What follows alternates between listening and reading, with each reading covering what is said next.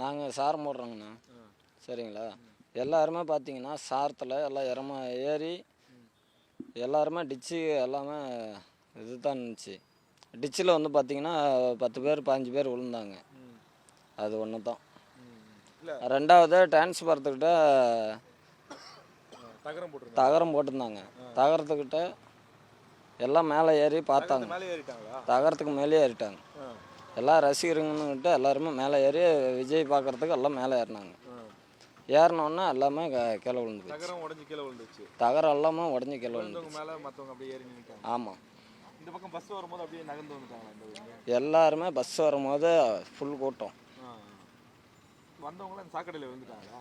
வந்தவங்க எல்லாருமே பார்த்தீங்கன்னா சாரத்து மேலே டிச்சில் வர வர வர வர எல்லாருமே கூட்டம் எல்லாமே டிச்சில் வந்துட்டாங்க. டிச்சில் வந்தவங்க அவங்க மேலே பல பேர் அப்படியே மேலே அப்படியே ஏறிட்டாங்க.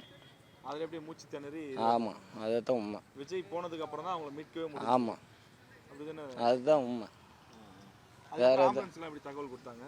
ஆம்புலன்ஸுக்கெல்லாம் தகவல் வந்து பார்த்தீங்கன்னா வச்சுக்க எல்லாருமே அவங்க ஃபோன்லேருந்து அவங்க ஃபோன் பண்ணி எல்லாத்துக்குமே வர வச்சாங்க.